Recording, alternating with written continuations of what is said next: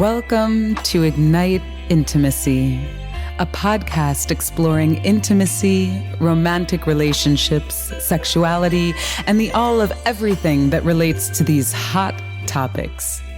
We're going in. You ready?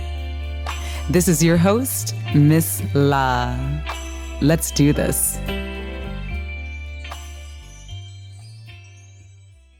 Welcome, everyone. This is Miss La, and I have got to say, oh my goodness gracious, I am in the dopest, coolest, most beautiful, amazing spot recording this conversation today with a friend of mine, a colleague. We actually did this conversation a couple of weeks ago over Skype, and then I was coming out to Oakland, and I said, you know what? Let's do this in person because I want to be there with you live and direct in the flesh because it's so much more juicy that way. So welcome everyone to Ignite Intimacy.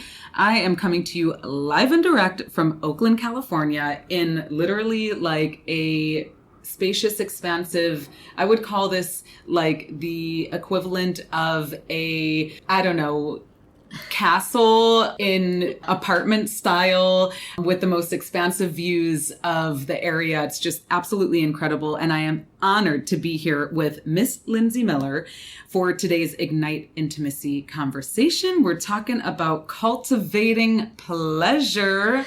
So get ready. Thank you so much for being here with us, Lindsay. Oh my God, it's so good to be here. It's so good to hear your brilliance and feel your joy and your pleasure in your life and sharing it with me and with your audience. I mean, that's what pleasure can do. When we're in our pleasure, it can just expand and reach other people, and we can actually better the world because of our own joy and our own connection and our own pleasure. So well, we're going to talk about that. We're going to talk about that. And, you know, I just want to introduce Lindsay. She's a really amazing, powerful force in this world. And she is actually at this moment in time going through just a huge awakening. I would say like a coming out of sorts, unhiding, taking like busting through the veil, right? And sharing some really intimate, vulnerable sides of herself, both light and dark, that is inspiring people all over the world. So I watched, you know, I follow you on Facebook, and I'm watching the impact that you're having by who you're choosing to be, which is based on this conversation about cultivating pleasure. So Lindsay is a highly sought after photographer. She creates wild visual brands for her clients that allow them to stand out and be seen authentically for who they are.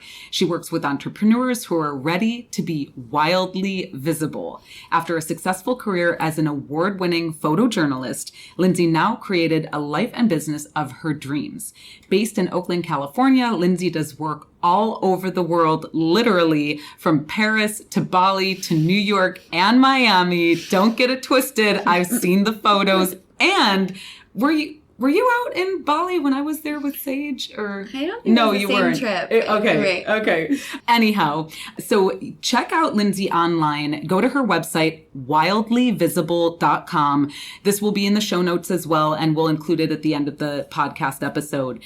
Behind all of Lindsay's work is an understanding that having your photo taken is about being seen. It's about being raw and real and authentic. Lindsay says, I want a photo shoot to change you forever. I want you to know what stands in the way of you being seen. If I were to dig deep, I want to know what's in there and move forward. Lindsay has recently used her photography to express and photograph herself in new and deeper ways. And this is what I'm talking about with regards to this journey she's on right now of this sort of coming out and just exposing different parts of herself that a lot of us love to keep hidden behind closed doors, preferably away from everyone else. So allowing her to use her sexuality, her femininity, and all of her emotions to express who she is visually in photographs, as well as unleashing a new level of creating for her clients.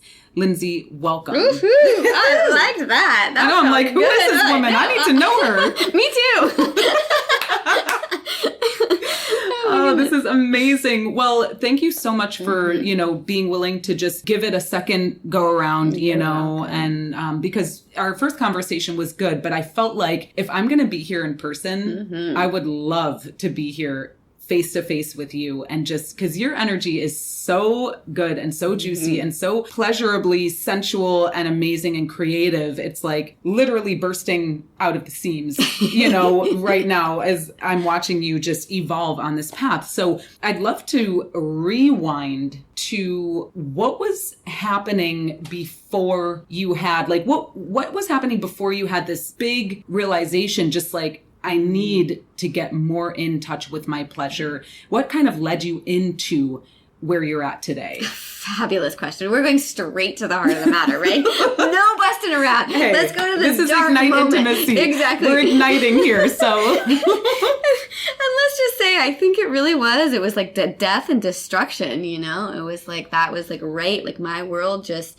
went dark. I mean, really, like you said, I just want to pause for a moment and just give thanks just for the pleasure and joy that I have in my life. I feel cracked open. I feel available and wide, and I can feel the energy flowing from source through my body. I'm showing up for clients in a larger way. I'm showing up for myself, and being able to be fully present for the people in my life. And it really hasn't always been that way.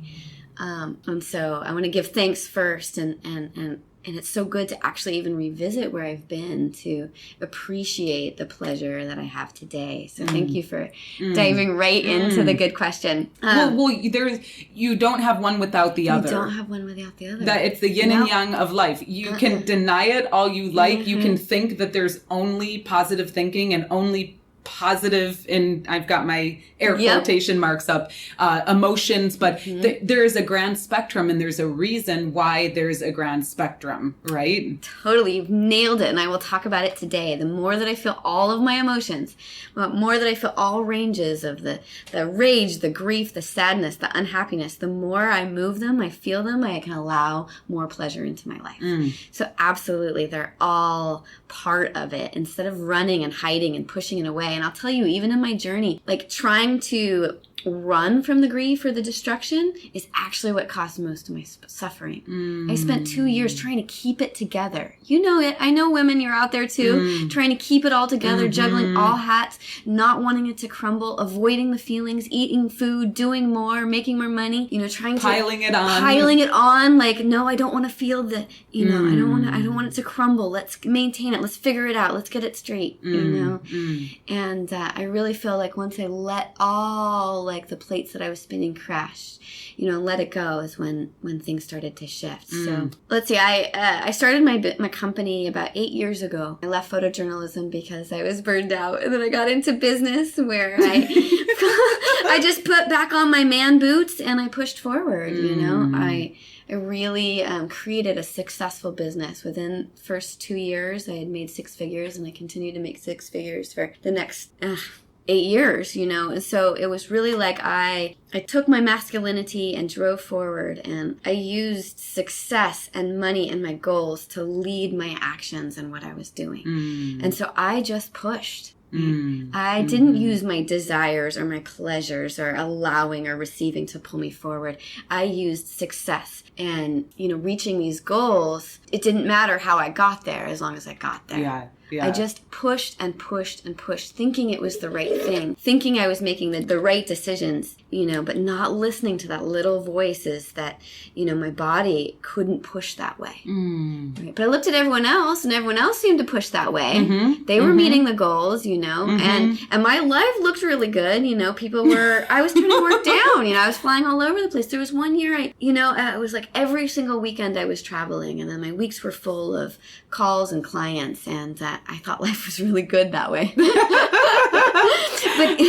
but inside I was like dying. My body was like saying, no, you can't push this way. So the more coffee I would drink, the more, sleeping pills that I would take to make sure I got sleep. It's that game that I was playing to keep everything going. So my health just went, slowly over time until I couldn't push no more. My body said no, and I was so mad at my body and so frustrated at my body. Like, why are you leaving me? Why, why are you doing this? Look what we've created. Look what we can create. Look how many people we can help. And, the more my body shut down, like, actually, the more I disowned my body, the more I hated it. Like, why are you doing this to me?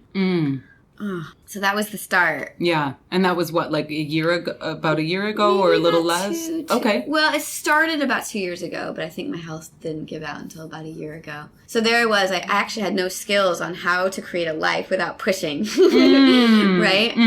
Because you're pretty young for having an 8-year 6-figure business.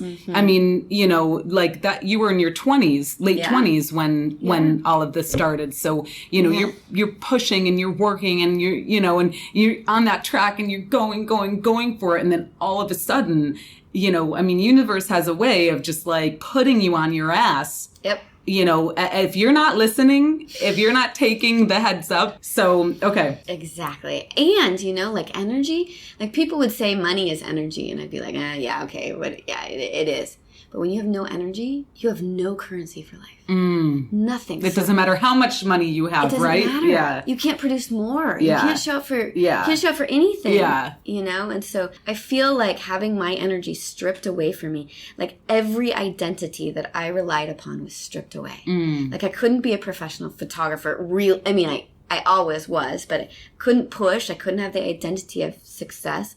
I couldn't have the identity of being like the center of the party that I always am. I couldn't even have the identity that, I could hang in the conversation or go out, or all the things that I had identified of who I was were kind of dissolved in a moment, in a year. So who am I? How do I show up in this world? And that was the start of this journey. But I think that there's another thing, and I'm willing to share a little bit about on this call, because there might be many women out there, who are in relationships, that are struggling. And in this time, I was in a relationship where my energy is going, and my relationship's sort of crumbling at the same time.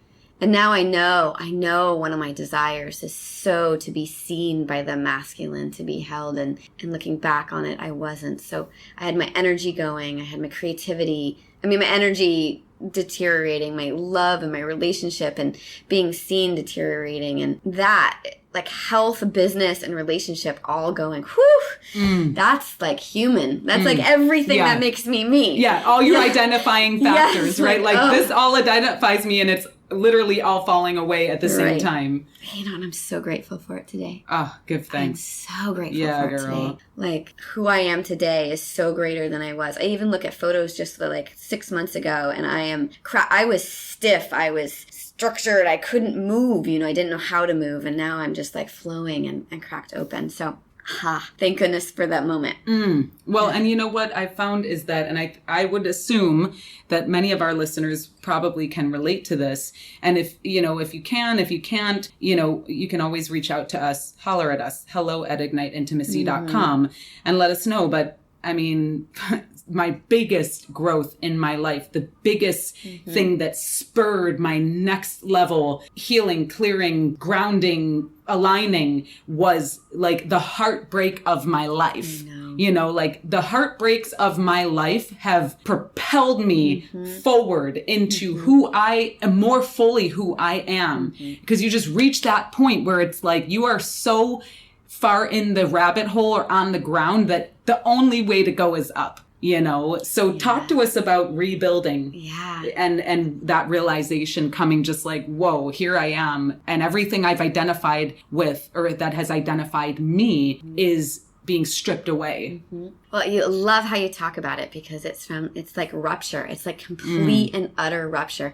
And the only way through, I feel like there's rapture on the other side, from rupture to rapture. It's like we can go from that place to this magnificent place, and there's some steps along the way, and for me, with my energy going, with identity stripped away, it's like I'm crying sobbing on the floor. Many nights I do that. It's like I did not have the power in me to solve the problems. So there I am, right? Like no energy, no power. The energy and the power has to come from somewhere else. Right? And so I'm stripped away. And so all I can do is basically reach out to universe, to source, like where, how, help me. How can I take the next step? Where is the power that I've been searching for in all these places? You know, I overexerted my body. I overtook from the well, you know, to reach the goals of success, thinking that that was what's going to bring me pleasure and joy. And now I have no idea. So universe, please show me the way, provide me the energy. It's like you're a blank slate at that point. Yeah. Right? Right. And all I wanted was just a little bit of relief, a little bit of pleasure, a little bit of joy, you know. And so that was my journey. That was the moment where I was like, I can't make a commitment to success anymore. I can't make a commitment to money. I can't make a commitment to those kind of things. But I wanted to feel what pleasure felt like in my body again, what joy felt like. Like I would cry on my mentor's shoulder and she'd be like, honey, just what lights you up today? What makes you sing? What gives you a little smile? And I took those words to the heart, you know, like what joy could I find in the day? And that little grain of sand has become a cultivation of my daily practice, of my daily life, of this commitment. It's funny we use this word, commitment to pleasure, right? I know. It's so masculine. I'm going to figure it out. I'm going to chart it and graph it. How do you get into flow? What is intuition? But I was in masculine in a way, you know, so I just sort of started cultivating this practice of how to have more joy and pleasure in my body. You know, it started small. Things like, ooh, what would I like to wear today? You know, just little places of, you know, kind of like candles in the morning. So I'll tell you a whole bunch of tips and, you know, things that I've done and how I've kind of put pleasure in my life, but I'd love to tell you some of the truths that I've learned. Oh yeah. You know? Yeah. Well, and let me just touch on, I mean, we're talking small steps, right? Like one small thing a day. And it's got having more pleasure in your life. Okay. So we're talking about pleasure holistically. We're not just talking about sexual pleasure. That's part in of there. it. Definitely part of it. But how can you have the ultimate sexual pleasure if you're not having pleasure in other areas of your life? You know what I mean? Like, how can you have sexual pleasure if you have grief encasing your heart, your mind, and your soul? Exactly. Right? And you're too exhausted to perform. That's what wanted to come out. You're too exhausted to perform. Like as if sex is all about performing. Anyways, you know, we're dispelling myths here on Ignite Intimacy. You already know. So, but I just wanted to point that out. Small things. Light a candle.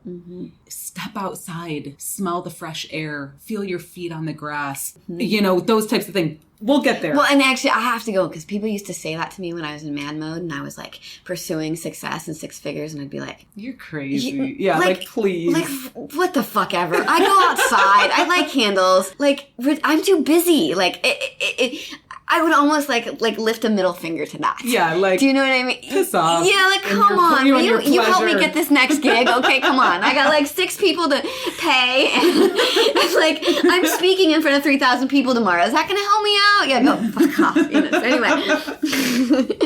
I will touch in more on that because it's real.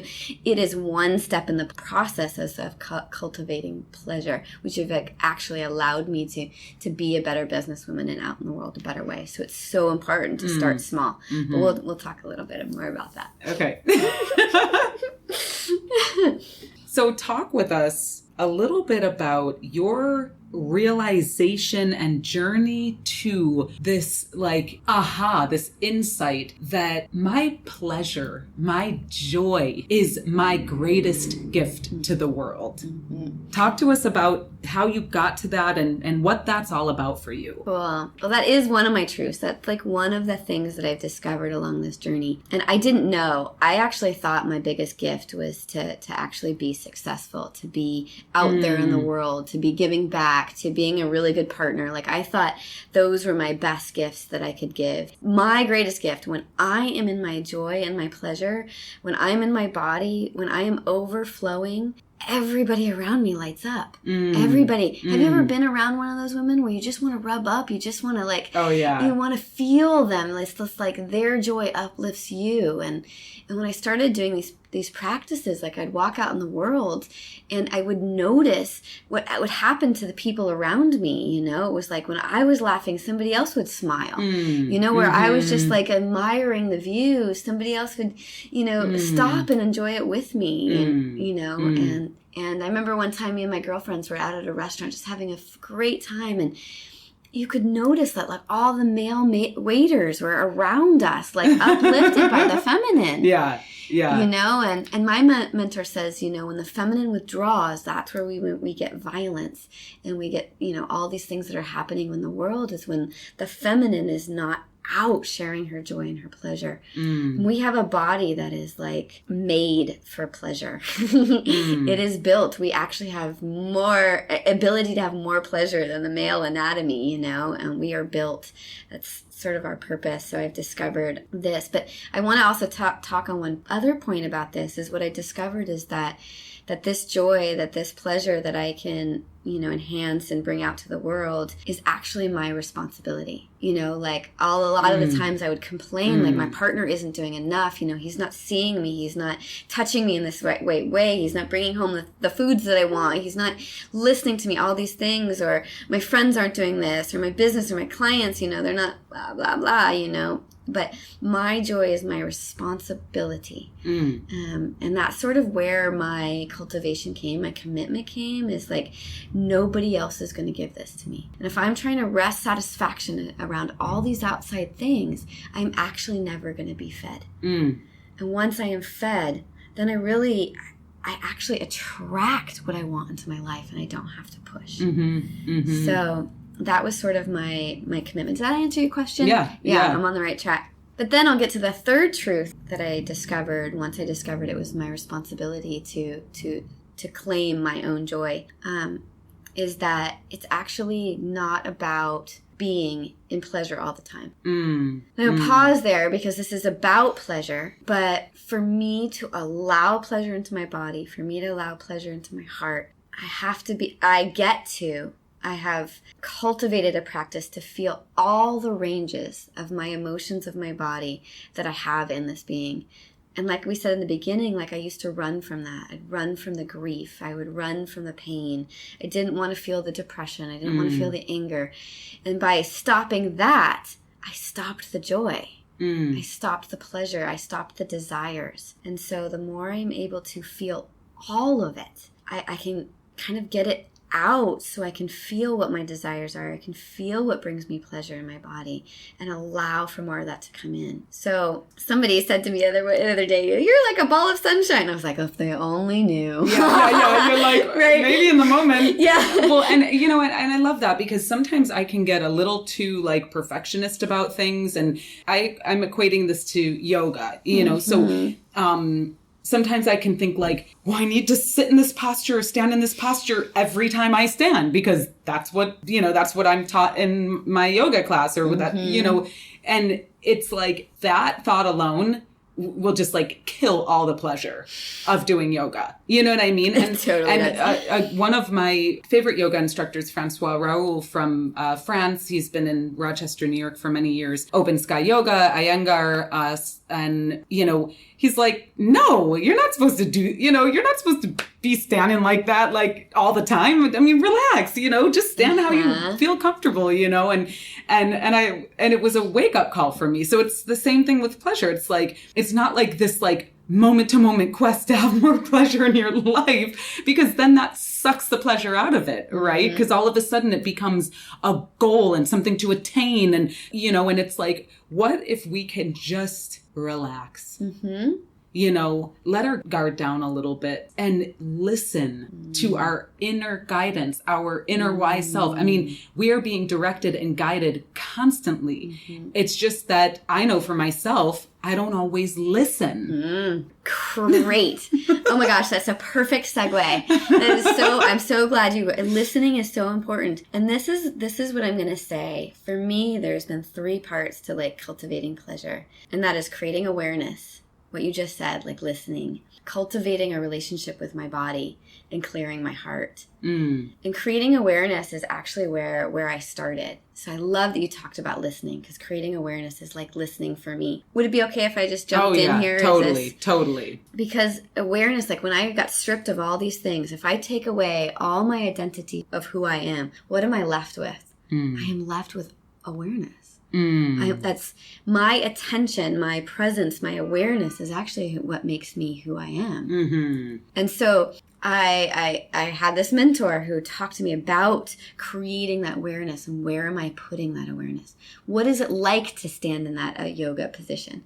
What does it feel like? What muscles are moving? Where is the tension? Where is the pain? Where is whatever it is? You know, and so I was cultivating this quiet time where I could put my awareness on my breath. But in this time where I was being stripped of all these things, like the more awareness that I brought to my body, the more I realized, like, the more that I could just feel the tension and the clenching of my heart, you know. And so this cultivation of awareness allowed me to see where I was constricted, where I was tight. Pleasure is free and flowing, you know? And so where was I contracted? Where was I constricted? And it was usually in my heart. And, you know, in this kind of time of my life, what happened is, even in the breakup or my identity, I have grieved 36 years of grief. I have grieved for past lives. I have grieved because every time I brought my awareness, I would feel it. I would feel it, and I would feel it, and I would allow it. And that's what has allowed it to pass. I cried. But the interesting thing is, in my meditations and my awareness practice, I would be feeling the constriction, but I'd also be feeling this energy flowing through me. Like I told you, I was like powerless on the floor with no energy, right? I was looking for power, and I was starting to feel it flow. And I would be in these meditation rooms, and like we're all sitting still, and like I'm feeling this energy, I'm feeling this grief, and like all I wanted to do was like dance or move, and I'd open my eyes, and everyone is sitting in this like straight up posture, looking forward ahead, you know, for fucking hours. And like I would have to excuse myself and go around the corner and like move my body. Like there was something missing. Now, I love my mentor. I love meditation, you know, but there was like the feminine was missing. And so that's where like the cultivation of the body started coming in. Like I started, you know, seeking who was dabbling in the body and pleasure in the body. And when these two things started to come together, that's when things started to really sing. Because when I get out of my head and into my body, like I can expand. And that grief, that constriction I was feeling in my heart, I didn't know what to do with. You know, and I found a mentor who just really taught me about all the ranges of emotions and what to do with them. And you want to know? Yeah. Oh my gosh, it was so cathartic, because when I'm in grief, when I'm in sadness, my body is stiff. And so she taught me to move, to put on the saddest music that I could and exaggerate the emotion of sadness, the emotion of grief. She would say, just spend 10 minutes and feel it as hard and as powerful as you possibly can. And I did that every day. I just felt my grief, and I shed it, and I screamed it, and I raged, and I put on rage music, and I allowed it to pass. But there's another thing going on here at the same time, right? Because I'm allowing these emotions, I'm getting into my body. But if I can switch from grief, sadness, and rage into a little bit of turn on, it's like something has happened, you know, like how to take the grief and move it so dramatically that I can turn it into pleasure. Whoa, there's a lot of energy in grief, you know? And so there would be a moment where I'd flip the music and I'd put on something sultry. And as the tears are flowing down my face, I'm trying to move my hips to feel the pleasure, you know, in my body. And it was very, very cathartic. So talk to us about the turn on. Yes. Talk to us a little bit about that, like from the grief, and then if you can experience a little turn on. What does that mean? What does that even mean? Fabulous. Can we back up a little bit then? Okay, because turn on, like this is one of my truths I should have said earlier, is that turn on, like I actually have the ability to turn on in any moment. Like actually, men don't have that. Men actually need women to turn on. Or whoever. Oh, excuse me. Yes, right. Thank you. They actually need something external. But I can actually sit in my being. I can hang out with my girlfriends and I can flip the switch of turn on at any moment. Now, I used to use this when I use this still, but I had learned this in the photo studio many, many years ago. And it was what I'd help people do in front of the camera is flip that switch of sexual excitement in front of the camera so that it would come alive. But like I can do that at any moment. That is my birthright as a woman. And it can start small with just a little bit of like hip movements, or if I just think about my pussy, like I can turn myself on in just a moment. I don't actually need to have a lot of practices or gadgets or sex to actually feel that moving through my body. So it's just even like a thought of like what's going on down there, a few hip circles, and like I can actually turn myself on. So can I do that in the midst of grief is like the woo. But that's why I would even say I love it. That's why I would say that all of these little things that we were talking about, like lighting candles, they start to get me into a place where I'm seeing beauty. They start to get me in a place to slow down to feeling what is happening. You know, before I could even really like do that, I had to start in these small places of creating beauty everywhere. With the candles, I bought princess mugs, you know, to drink my tea, and little teapots so that I had a little morning routine of beauty and pleasure, that I was treating my body and me in some special honoring way. Right? You know, and then the next thing that I started to do was write down my desires. My desires were so buried under this grief or under people pleasing or under like creating success that I didn't know what my desires, success, others, all these things had led me. But like really, what are the things that brought me turn on? What were the things that brought me joy? And so I had to, that was my term, but now I get to discover, you know, what are they in the day? So I'd write about them, you know, did my tea with my special loose tea and my certain, you know, filter and my certain coconut creamer and vanilla stevia. Did it bring me joy? Did being out in the sun, like what are the things that brought me joy in my body? And it is a way, putting pleasure first is it's a way of courage. I mean, it takes, I don't know how to say it. It takes courage to open up to something new. Yeah. And to say, you know, I can imagine like a mom of 3, I mean, insanely busy. Maybe she works outside the home and she works inside of the home and she's managing the household, even though she may have a partner or boyfriend or a husband or not. And, you know, just so overwhelmed and so busy and just like, what do you mean more fucking pleasure in my life? I can't even stop long enough to like, you know, have a cup of tea. You know what I mean? Like that is so far outside of what I'm capable or able to do.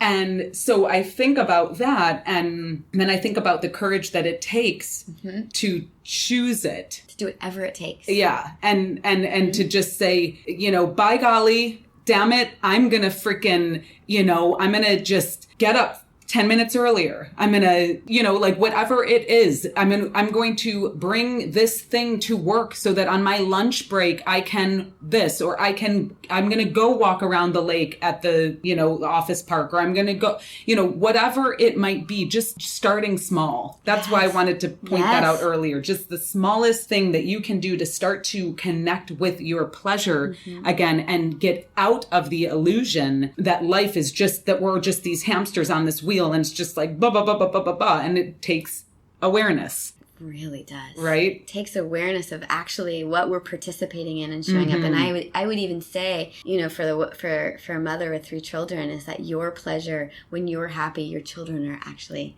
uplifted and happy. That is the greatest gift that one can give to children. you know. So I know how hard it is and courageous. And I know that the first gift that I gave myself was I actually hired somebody to clean the house. And it was such a stretch, you know, with my relationship and my health, you know, but to have that like 5 hours free a week to put into pleasure or to focus into attracting new work or the things that I needed to do. I mean, it felt so good to be treated as a goddess, like, and to not have to clean the toilets and wash the floor. And I sort of felt like, who am I, you know, that could have a house cleaner, or, you know, is this too much, you know? And it's been one of the biggest ways to adorn myself, that I can have that time to give pleasure to my body and to my being, you know, and to create that space. And there was times where, you know, I would wake up and I felt like my world was crumbling down around me. And I would say in the morning, I'd be like, I just so would want to like crawl under the covers and stay there all day and watch Netflix and like do nothing. But I had this commitment to pleasure. So I remember even the first time it took me 5 hours. I took every tip and trick that I knew to change my state. To change my state. And don't get me wrong, I allow myself space if I need to pull the covers over my head and watch Netflix. But I can't do it for long periods of time, nor if it affects other people in my life. And so I remember the day I bragged to my girlfriends. I was like, I spent 5 hours, you know. I lit candles. I wrote in my journals. I did hip circles. I danced. I grieved. I moved through the rage and the sadness. I went out in the sun. I self-pleasured for hours, you know, and it was like that actually changed my state. I was more productive for the last 3 or 4 hours of my day than I would have if I hadn't done that in the first place. Well, and that's what we don't always realize, is just that if we can allow ourselves the time to just be in our zone, in our pleasure, in our joy, in our restful period. You know, if we allow ourselves, maybe we do need a Saturday afternoon in bed watching Netflix, or a 24-hour period of just respite, and we're just in the house by ourselves doing our own thing. And the energy and joy and flow that can induce is palpable. I mean, it's real. And I know for me, I used to think the opposite. It was just like, no way, there's no way, like, you're totally nuts. I had my first life coach that I had worked with 10 years ago. She was like, you know, you can do less, or you could do more by doing less. And it was this whole new concept for me. And it's true. Yep. You know, you like it, just because you're working 12 hours a day does not mean you will have XYZ more or better than the person who chooses to work 5 or 6 hours a day. You know, I do sales for a living, and a lot of it is on the phone. And so she got me to think that it's really not, it is not about the numbers. It is not about how many calls you make. It is about the quality of the calls that you make. Well, I would even go so further. It's how you feel when you're making the calls. Exactly. Right? And like, can you imagine, I mean, you're in sales, right? If you're in sales and you've gotten up and you are juicy, you have danced in your body, you have turned yourself on, you have self-pleasured, you've had your tea, you've lit candles, and you're on those calls and like you're juicy and turned on.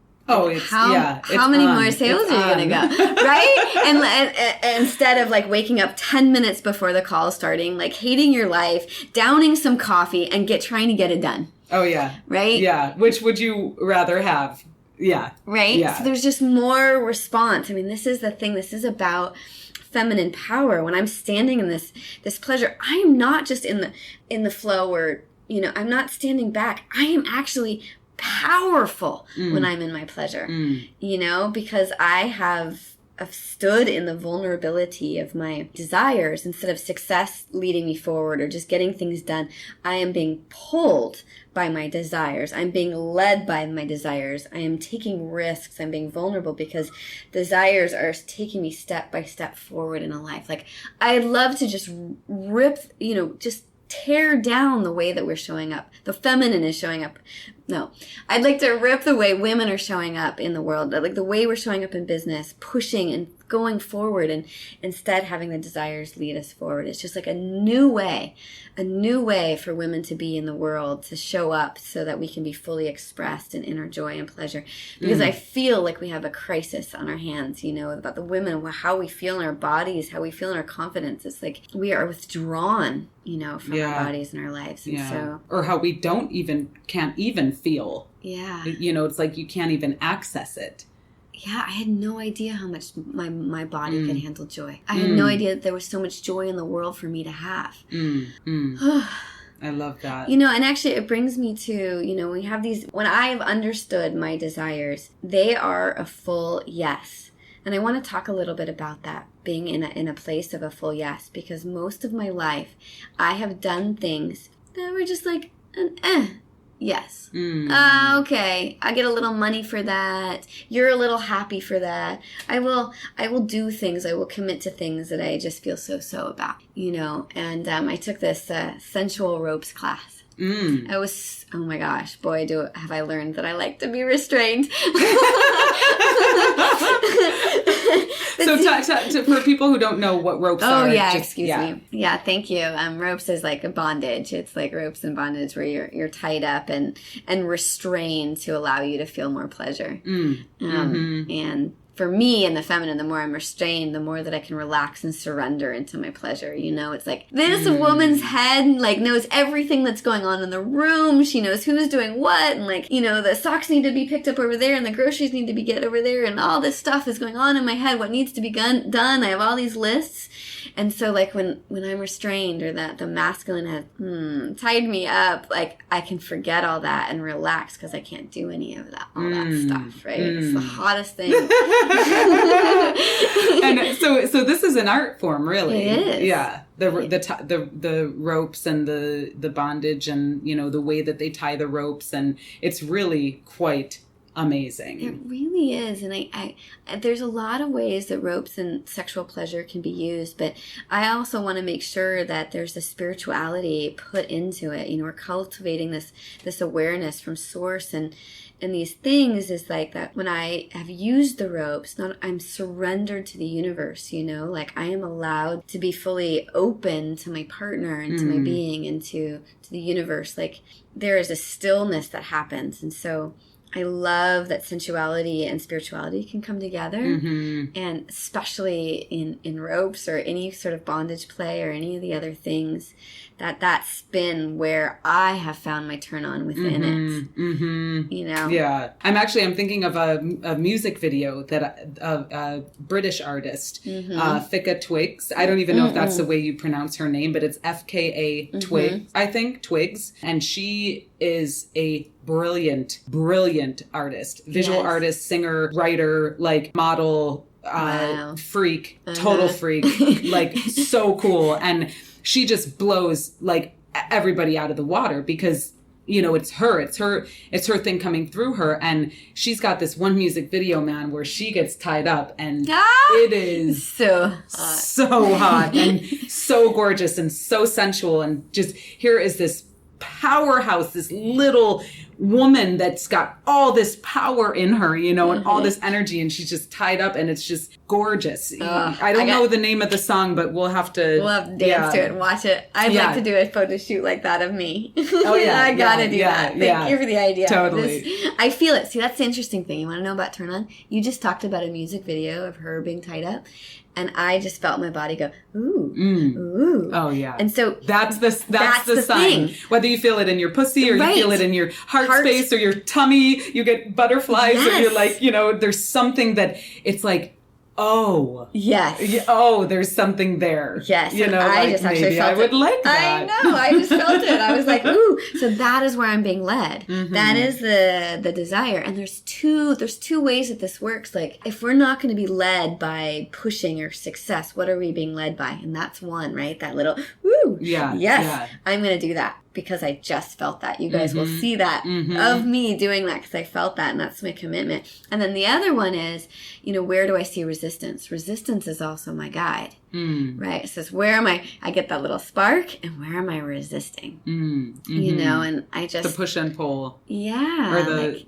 The dance. Yeah. They're my signposts. They're my guides of how do I proceed forward. They're calling me to my greatness. Both of them. They're calling me to my purpose, to greater joy. And so for me to pay attention, and if I'm paying attention to my body, to what's going on, then I can actually read the signs.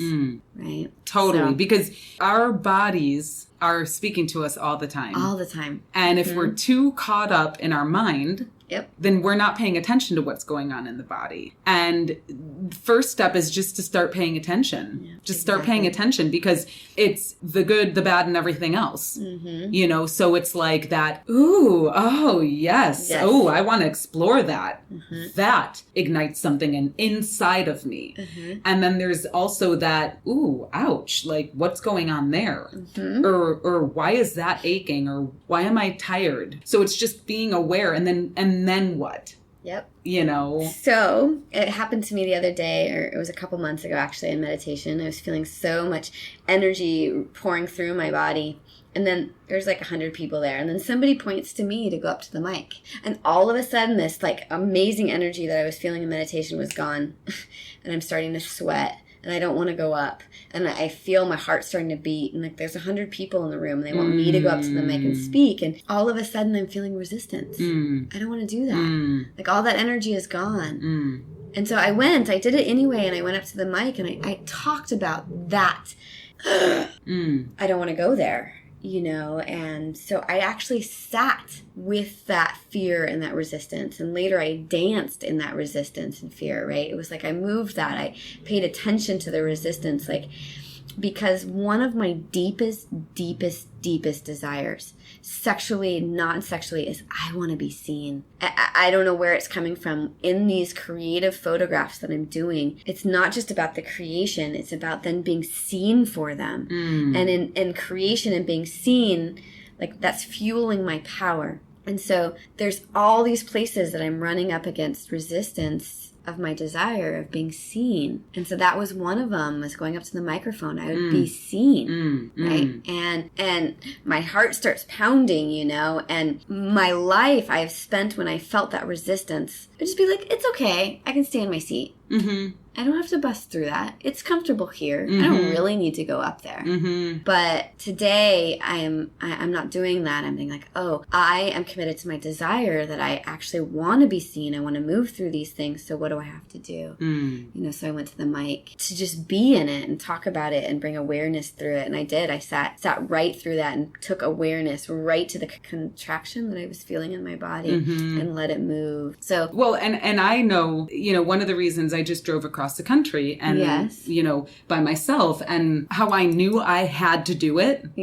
Is how nervous and scared I was. You scared the shit out of you. Yeah, I was like, wow, that makes me really nervous, you know? And I have girlfriends who've done it alone, and I, you know, it's whatever. This is America. It's pretty, you know, cut and dry. It's, you know, it's just a trip across the country, really. I mean, but it was like really freaking me out. And so I just knew I was like, well, then that's what I have to do, you know? And it's like, you know, that's another sensation. It's like, oh God, oh Lord, I'm going to do the back dive into the pool. I'm going to try the rope bondage class. I'm going to, you know, like I'm going to get up and sing karaoke, or I'm going to get up in front of the group of 100 people, even though I want to literally like run so fast, so far the other way, you know, but it's like, that's another sign. And then the pleasure and joy that can come from... Because you did your desire. Totally. If there's resistance and no desire, who gives a shit? Who cares? Yeah. But it's to give yourself the desire. And and I found that resistance, the pleasure comes from actually receiving our desires. Like fulfilling our desires brings us pleasure. And so I've denied my desires because of the resistance that I came up against, you know. And so in gifting myself my desires, the willingness to go through, the more pleasure I can receive, you know?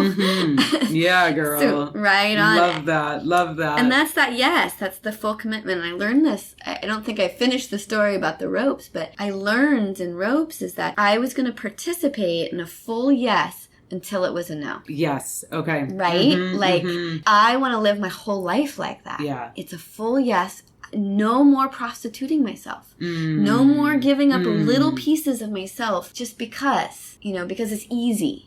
Because I'll make the other person happy, or I'll make a little bit money. I want to be a full yes. And if there's any wiggle, I'm a no. And you have to do that when you're doing restraint play, because you're walking in, a little bit dangerous, risky places. And so through that, I've learned the commitment to yes. And I'm attempting to do that in my life, and what a gift that is to people around. They can trust when I say yes. Now I can trust myself when I'm saying yes. So it's a full yes until until there's not. And it does actually take some guts to follow that yes.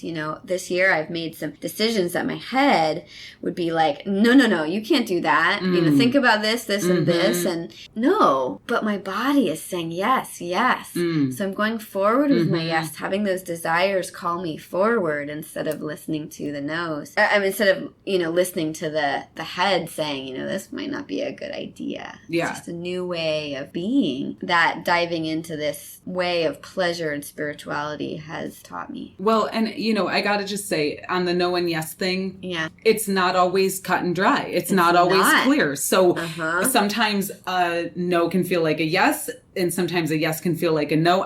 There have been things that I've chosen that, there was a conference that I had signed up to go to, and I've told this story before, but basically it was like the week leading up to the conference, multiple times, up till the night before, I thought about canceling and just canceling it. I'll eat the whatever, however much money I had spent for the ticket, whatever. And I was like, oh no, you're going to go. You're going to go. There is so much resistance there that you are going to go. And it ended up being this magical, wonderful, amazing weekend. But I would have never known had I listened to what felt like a big no. And there was a part of me that was like, oh my God, maybe it's my intuition telling me that there's going to be a plane crash or a car accident, and it's trying to save me from that. That paranoid part of me was like, maybe this is my intuition trying to save me from something that might destroy me. And it was the total opposite. It was it just opened me up to this whole new world on so many levels. So I love the story. Yeah. I love you actually listen to that little voice. Usually our desires are that little voice. And actually that's what that practice of writing my desires in the morning did for me. It gave me that time to listen to what they are. And I'll tell you that when I started writing them, they actually started really showing up in my life. I remember the first one, I was like, I want somebody to buy me a cup of coffee today. I wrote it 2 days in a row, right? And the second day, somebody bought me a cup of coffee. Wow. And the thing is that when they did it, I was so tickled.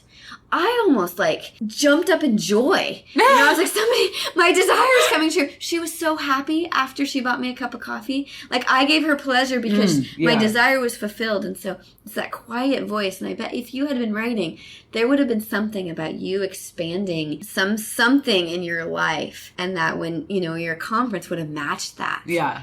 So it's like that, the actual writing, the unleashing of knowing what our desires allows us to be like, is this a yes or is this a no, or is this do I proceed forward in this way based on the desires that we are getting to know through that kind of cultivation and awareness of them. Well, and I think about that old saying, what you resist persists. No. So if you're resisting it, Ignite Intimacy family and community, just tune into yourself for a moment as you're listening to this and just ask yourself the question, what am I resisting? Yeah.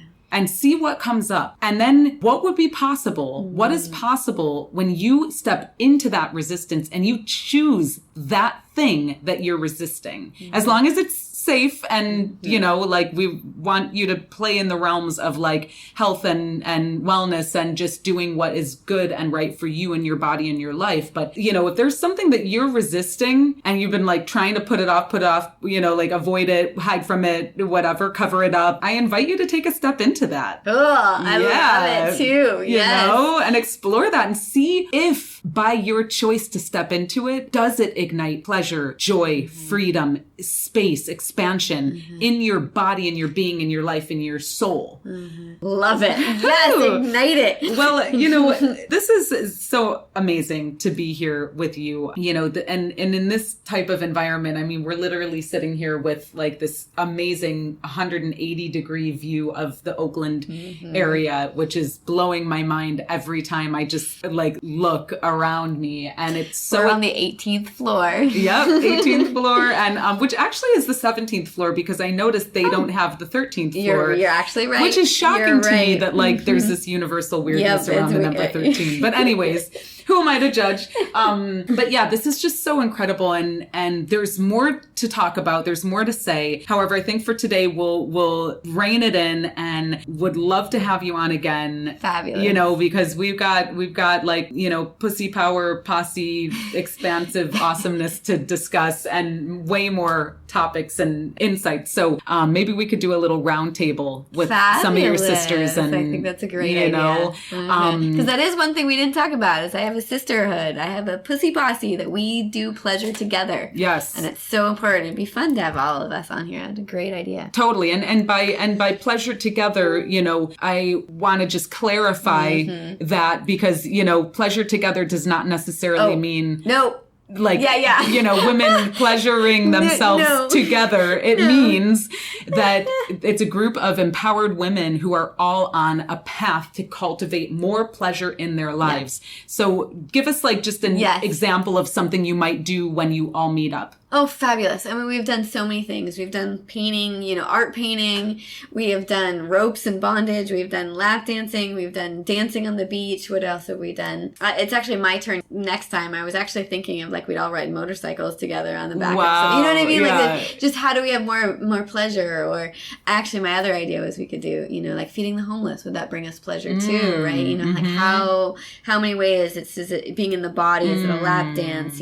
All the different ways. But it is. Thank you for clarifying. Yeah, well, and hey, not that if there are groups of women out there who get together and self-pleasure or pleasure themselves, each other, I mean, I'm all, more pleasure to you. Yeah, more pleasure to you, for real. But just to clarify, so, Lindsay Miller, give us a quick snapshot into just, where you're at with regards to what is alive for you right now, projects or, things that you're engaging in, and then where can people find you online? Fabulous. Thank you so much. What is so exciting about my journey, and I really feel that what I am learning is what I'm teaching. And a lot of us teachers, leaders out there, what we teach is what we learn, and so my being like cracked open and allowing pleasure has really enhanced what I'm doing in my work. I allow people to be seen, and just for me to be in my claiming, yes, it is okay to be seen, I am helping unleash the people, that I'm working with. And so I'm really excited about my work and Wildly Visible and wildlyvisible.com. So I'd love people to come check out the work. Photography is becoming not just a way of marketing and building a brand. It's becoming a way of personal expression and being authentic and online in many, many ways so that people can feel and understand who you are online to attract clients to you instead of pushing so hard. That good, juicy, feminine way of just inviting it all in, baby. Invite it in, attract it, So yeah, it doesn't have to be so hard, It does not have to be so hard, and it does not have to exhaust us to the limit of, extinction. Yeah. Right. So, exactly. So wildlyvisible.com, wildlyvisible.com, wildlyvisible.com. Miss Lindsay Miller, thank you so much. You're so welcome. Thank you for having me here. It's been such a pleasure. My pleasure. My pleasure to have you on the line. And just everyone who's listening, you're listening to Ignite Intimacy. Please holler at us if you got something out of this conversation, if you want to share it with your friends, if you have some insights that you'd like to share with us that maybe we'll read on air, holler at hello@igniteintimacy.com, hello@igniteintimacy.com. Check us out, iTunes, Google Play, SoundCloud, we're out here. So we want to know who you are. We want to know what is exciting you and igniting you about these conversations. Thank you so much for listening, and we'll see you on the next one. All right. So remember, stay in your pleasure and just listen to your body. It's all within you and it's all around you. So more pleasure, more love, more joy, and we'll see you on the next one. Give thanks for tuning in to another conversation on the Ignite Intimacy podcast hotline. We love that you choose to spend your time with us. Check us out online at igniteintimacy.com and subscribe to us on iTunes. Also, tell your friends all about it. This beautiful music was arranged by Jason Pfaff and Mike Corey, and this podcast is produced by yours truly, Miss La. Give thanks again, and we'll see you on the next one. In the meantime, let your light shine bright and ignite your intimacy.